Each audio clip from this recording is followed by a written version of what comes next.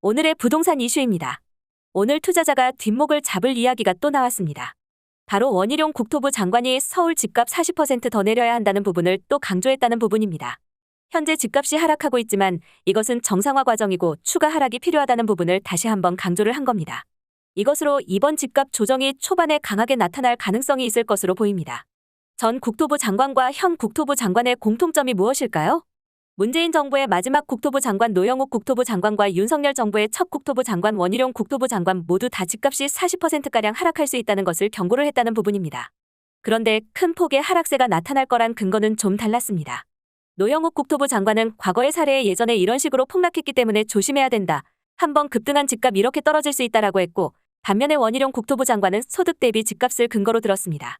한 언론사와의 인터뷰에서 나온 정확한 근거를 들어보면 주택의 적정가를 판단하는 기본적인 요소는 가구 소득 대비 가격 비율 PIR이라고 합니다. 직장인이 직장에서 버는 소득을 한 푼도 쓰지 않고 몇 년간 모으면 주택을 살 수 있는지를 표시합니다. 일반적으로 이 PIR이 10을 넘어가면 좀 버블이 꼈다고 보고 있습니다. 그런데 현재 서울 아파트 PIR은 18로 일반적인 성인이 전체 근로 가는 기간의 절반을 고스란히 집을 구입하는 데 쓴다고 합니다. 하지만 솔직히 불가능한 이야기라고 생각합니다. PIR이 18 정도라면 근로소득만으론 못 산다는 얘기입니다. 이에 원희룡 국토부 장관은 이것은 지속 가능한 사회가 아니다. 문제가 있다고 본다. 라고 했습니다. 국토부 장관이 생각하는 적정 가격은 35년 평생 소득 중 10년에서 12년 정도를 차지해야 된다고 합니다. 그래서 현재 PIR 18을 10에서 12 정도 수준까지 낮춰주려면 40% 정도 하락해야 된다는 이야기가 나오고 있는 겁니다. 실제 10년 전 우리나라 소득 대비 주택 가격 비율 PIR은 2009년에 21.29까지 올랐습니다. 그 후 2012년에 11.52까지 하락을 했습니다. 2006년부터 2007년까지 수도권 아파트의 고점이 형성돼 있었는데 그 후 5에서 6년간 장기 하락을 했습니다.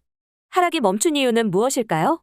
현재 40%가 하락해야 된다는 것은 10억짜리 주택이 6억까지 빠져야 된다는 기준이 아니고 소득 대비 11배 이하 수준으로 하락해야 된다는 것입니다. 2007년 이후 5에서 6년간 장기 하락을 맞이할 때 소득도 같이 상승을 했습니다. 소득 상승도 추가 하락을 제한하는 요소가 됐다는 겁니다. 어찌됐든 소득 대비 12배 수준까지 살 정도로 주택가를 조정받아야 된다는 부분을 강조했다는 겁니다. 그렇기 때문에 집값 하락의 인위적인 부양책은 고려를 안 한다는 의미도 됩니다. 왜냐하면 정상화되어가는 과정에서 주택 거래가 급감하고 가입이 떨어지는 것은 집값이 제대로 돌아가는 과정이기 때문입니다. 단, 미래 공급과 연계된 재건축 초과이익 환수제나 안전진단 규제 등 공급과 관련된 규제를 단계적으로 정상화한다고 밝혔습니다. 다만 진짜 부양책이라고 할 수 있는 투자자가 여러 채 주택을 사는 규제 완화는 신중할 것으로 보입니다. 대표적으로 주택수에 따른 규제 취득세, 보유세, 양도세 중과 임대사업자 제도 활성화 등은 당분간 기대하기 어렵다는 뜻도 되는 겁니다. 하지만 얼마 전 세종시를 제외한 모든 지역의 규제 지역이 완화가 됐습니다. 조정 대상 지역에서 풀리다 보니까 조세 규제나 대출 규제에서 자유로울 수가 있는 겁니다. 그러다 보니 1주택자가 추가로 매수하는 게 가능해졌습니다. 근데 이건 부양하겠다는 것 아니냐라는 의견도 나오고 있습니다. 왜 부양은 안 하겠다고 하면서 왜 부양책을 꺼내들었을지 이 부분도 한번 좀 체크를 해보겠습니다. 원희룡 국토부 장관이 보는 적정 가격의 기준은 소득 대비 감당 가능한 집값입니다. 그 전에 집값이 얼마나 올라갔느냐가 문제가 아니라 지금 아파트 가격이 소득으로 사람이 살 수 있느냐 없느냐 이것을 먼저 따지는 것처럼 보입니다. 그래서 지금 지방 전체로 보면 PIR이 5에서 6 지역이 굉장히 많이 존재를 합니다. 그럼 이 지역이 과거 대비 올랐을 수는 있겠지만 버블이 껴서 여기서 더 하락해야 된다고 보지 않는다는 겁니다. 그리고 또 하나는 원래 지방 지역은 투자 수요에 의존할 수밖에 없다고 합니다. 투자 수요 없이 해당 지방 지역의 주택 건설 산업 자체 유지가 어려운 부분이 있다고 합니다. 유일하게 남아있는 세종시 지역이 왜 조정 대상적으로 남았냐면 청약시장이 여전히 높은 청약 경쟁률을 유지해서 굳이 부양책을 쓰지 않아도 이 주택 건설 산업을 유지가 가능하다고 봤기 때문입니다. 하지만 그 외 지역은 전체적으로 쑥대밭이 될 것이고 이런 상황이 건설업계 연쇄도산으로 이어질 수 있기 때문에 규제를 미리 풀어줬다는 겁니다. 서울 지역과 접근 방법이 달라 보입니다. 경기도에서도 조정 대상 지역을 제외시켜준 지역을 보면 주택 가격이 전반적으로 낮은 서울 지역의 외곽 지역 중심으로 풀어줬다는 것을 알 수가 있습니다. 안성이나 평택 양주 지역의 집값이 10억 원을 하고 그런 경우 거의 보이지 않습니다. 연수구 남동구 서구 역시도 비슷하다고 보는 부분이 있습니다. 물론 많이 올라가긴 했지만 여전히 소득으로 감당 가능한 집값이다 이렇게 판단을 하는 것 같습니다. 이제 정부의 규제 완화 시점을 예측할 수 있는 부분이 생기는 겁니다. 집값이 급등이 전으로 원상 복귀되어야 된다. 문재인 정부에서 출범했던 2017년으로 돌아간다. 이런 개념이 아니라 현재의 집값 수준이 소득 대비 얼마나 높은가를 판단하면서 규제 완화를 해 나간다는 부분입니다. 그래서 하락 추세에 있으면은 집값 급등이 이전으로 돌아가지 않았다 하더라도 주택 가격이 소득으로 매수 가능한 수준이면 풀어줄 수 있다는 부분인 겁니다. 이것을 다른 뜻으로 말씀드리면 집값이 비싼 지역은 솔직히 하락해도 여전히 비싼 상황입니다. 하지만 좀 많이 급등한다 하더라도 집값이 하락하고 있고 여전히 과거 저점 대비 높은 수준이긴 하지만 집값이 저렴한 지역 같은 경우 규제가 빨리 풀릴 가능성이 있다는 겁니다. 경기도 지역에 주택 보유하신 분들 참고하시면 도움이 되실 겁니다. 자, 그럼 강남을 비롯한 고가 아파트가 많은 지역은 앞으로 어떻게 될까요? 어지간하게 하락하지 않으면 규제를 풀어주기 쉽지 않을 것으로 보입니다. 이것은 예전에 이명박 정부에서도 비슷하게 나왔습니다. 이명박 정부에서도 규제 지역을 되갚을 때 강남 3구를 제외한 수도권 투기과열지구를 모두 해제하고 절대적인 주택 가격이 높은 지역은 최대한 늦게 풀어준 것입니다.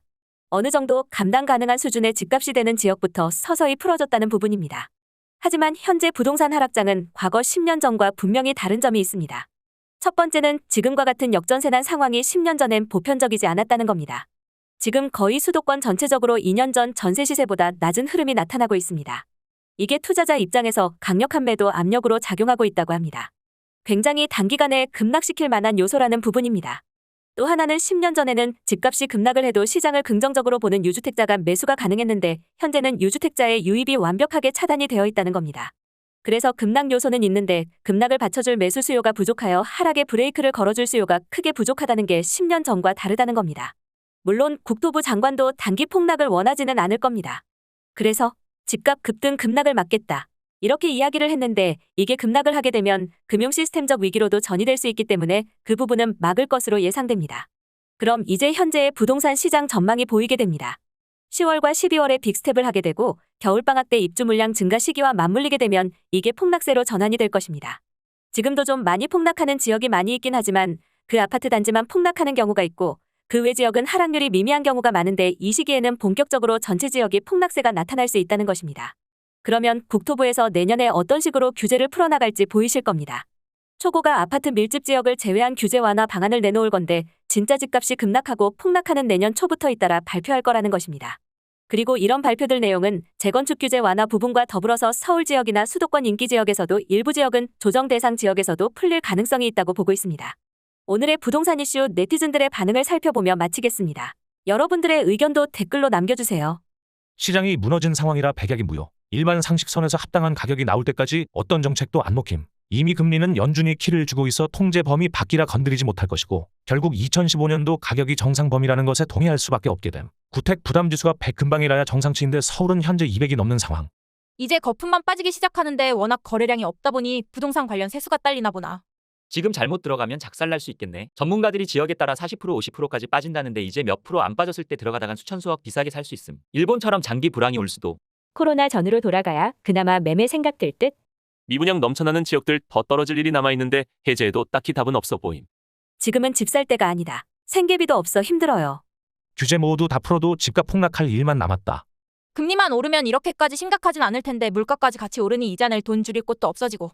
작년에도 호가만 있었지 거래는 없었다. 언론이 부추기고 정치권과 아파트 투기꾼 및 중개업자가 부동산 공급 부족이라며 쟁점화해서 부동산 불패 신화를 만들었지요.